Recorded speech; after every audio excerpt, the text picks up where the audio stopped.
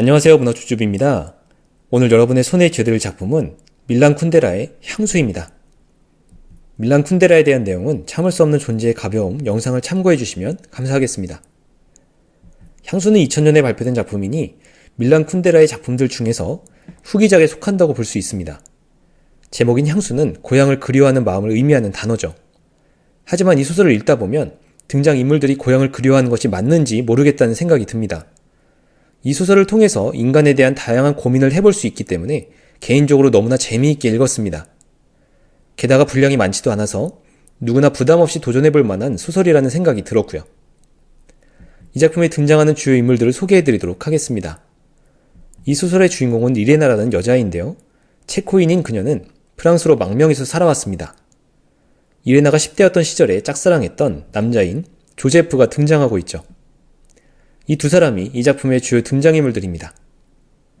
이 작품의 주요 줄거리를 소개하도록 하겠습니다. 1989년 동유럽의 공산 정권들이 줄줄이 붕괴하는데 체코 역시 예외는 아니었습니다. 1968년 프라하의 봄 이후 21년 만에 맞는 자유화의 바람이었죠. 소련군의 진주로 혹독한 공산주의 독재가 시작되면서 프랑스로 망명했던 이레나는 고국인 체코에 가봐야 하지 않냐는 주변의 압박을 받습니다. 이레나는 망명 당시 엄마의 남자친구였던 마르틴과 결혼했고 그들은 외국인으로서 프랑스 사회에 적응하기 위해 고생을 했죠. 프랑스에서 생활하던 중 마르틴은 사망하고 그녀는 마르틴의 스웨덴인 친구 구스타프와 연인 사이가 된 상황이었습니다. 사실 이레나는 굳이 고국을 방문하고 싶진 않았지만 그녀의 프랑스인 친구들은 고국 방문을 기정사실화했고 구스타프마저 프라하의 회사 사무소를 내도록 제안했다며 체코에 가자고 합니다. 이레나는 자신의 삶의 터전은 파리라고 생각하는데 정작 주변 사람들이 이를 인정해주지 않는 것 같아 불만을 가지면서도 체코로 향하게 되죠.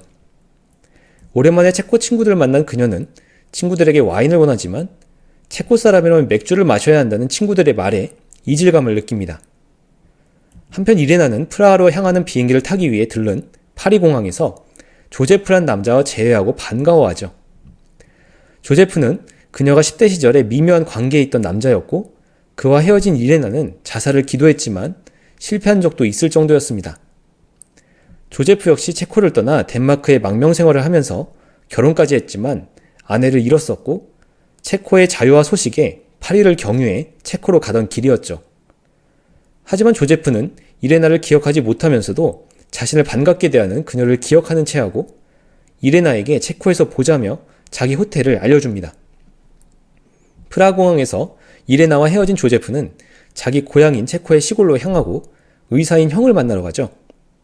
조제프의 형수는 오랜만에 조제프를 만났지만 과거 그의 망명으로 당국의 핍박을 받은 것을 떠올리며 그를 따뜻하게 대하지는 않습니다. 그는 다시 형을 방문하지 않을 거라고 다짐하며 그곳을 떠나 호텔로 돌아와 과거 체코에서의 기억을 떠올리죠. 또 조제프는 그의 옛 친구인 앤을 방문하고 그 방문을 통해 공산주의 체코와 지금의 체코가 많이 달라지고 있다는 것을 느낍니다. 얼마 후 이레나에게서 연락이 오고 즐거운 마음으로 그녀와 만나기로 합니다.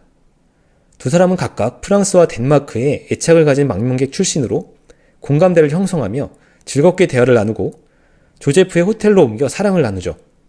사실 이레나는 죽은 전 남편 마르틴이나 현재 연인 구스타프 모두 자신의 능동적인 선택의 결과로 얻은 사랑이라고 생각하지 않았고 10대 시절의 연인인 조제프에게서 새로운 느낌을 얻고 싶었던 겁니다.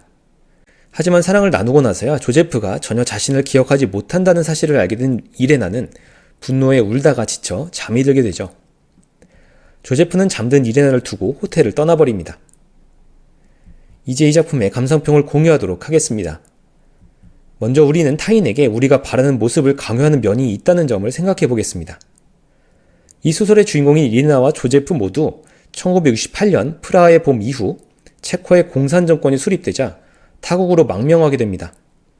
그 후로 21년이 지나 동유럽의 공산 정권들이 줄줄이 무너지고 자유화의 바람이 불자 이레나와 조제프는 주변 사람들로부터 압박을 받죠. 드디어 고국이 해방되었으니 더 이상 외국에서 고생하지 말고 늘 그리워하던 체코로 되돌아가야 하는 것 아니냐는 겁니다. 이레나의 경우에는 절친한 프랑스인 친구 실비와 연인 사이였던 스웨덴 사람 구스타프로부터, 조제프는 덴마크인 아내로부터 이런 압박을 받은 것이죠. 그러나 사실 이레나와 조제프는 이미 오랜 시간 거쳐온 망명 생활의 결과로 얻은 지금의 삶이 결코 유감스럽지 않았습니다. 그들에게 있어서 조국은 더 이상 떠나온 체코가 아니라 각자 자리 잡은 프랑스와 덴마크였던 겁니다. 하지만 이레나와 조제프에게는 공산주의 정권의 압제를 피해 어쩔 수 없이 고국을 떠난 망명객이라는 꼬리표가 달려 있었고, 이런 인식은 도저히 극복하기 어려운 것이었죠. 체코 사람들 사이에서도 이런 생각이 뿌리 깊게 박혀 있었는지 의도적으로 자신의 망명 생활을 묻지 않는 체코 친구들에 대해 이레나는 이렇게 생각합니다.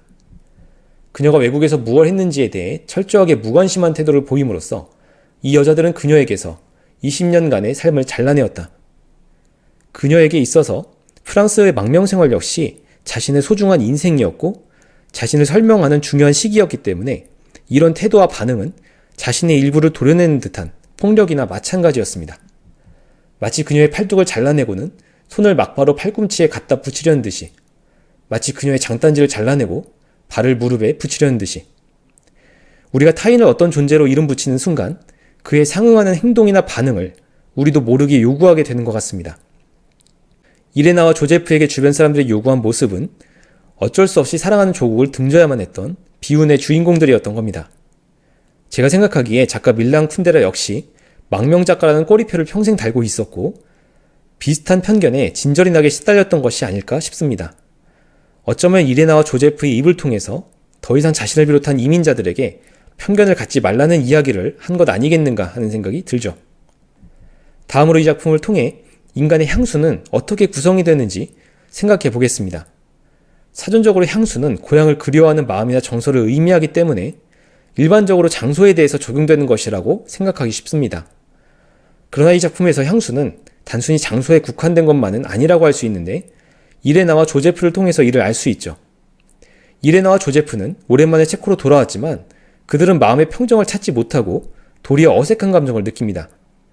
그들이 체코를 고향으로 여기지 않는다는 것이 가장 주된 이유이긴 했지만 향수는 장소의 문제만은 아니라는 것을 보여주는 사례이기도 합니다. 향수가 장소만의 문제였다면 그들을 체코로 옮겨 놓았을 때 평안한 감정을 느끼며 향수가 해소되었어야 했지만 그렇지 않죠.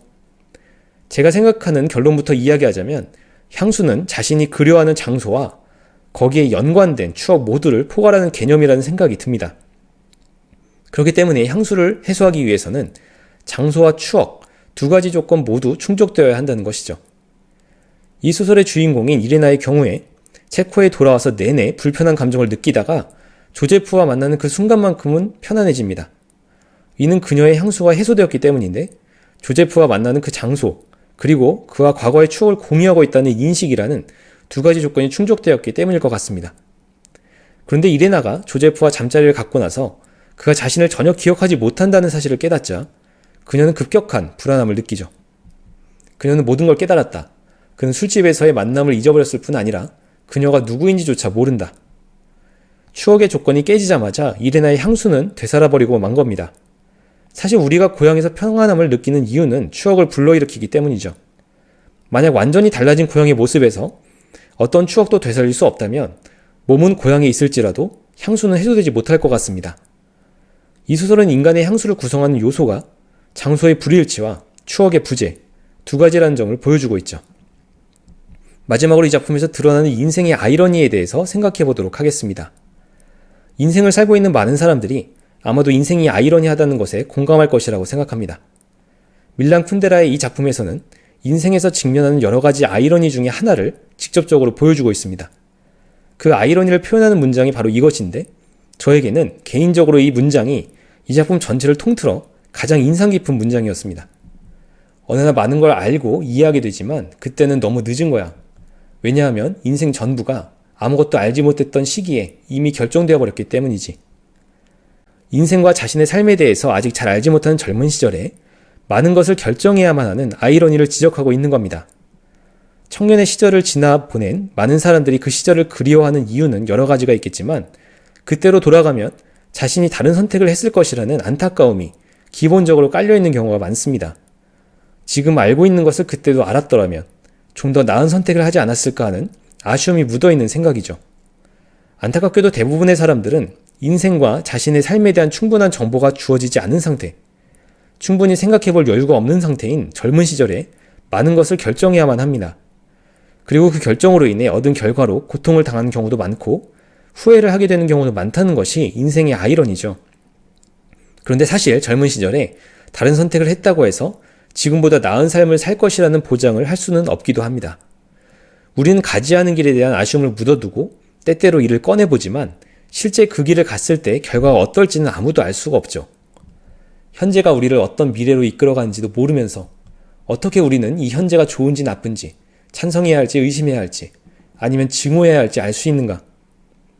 불충분한 정보 속에서 불확실한 미래를 헤쳐나가며 살아야 하는 우리의 모습을 이 작품 속 등장인물들을 통해 볼 수 있습니다.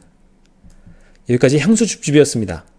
인간의 다양한 면모를 너무나 세련된 필체로 표현하는 밀란 쿤데라에게 다시 한번 빠져들게 만드는 작품입니다.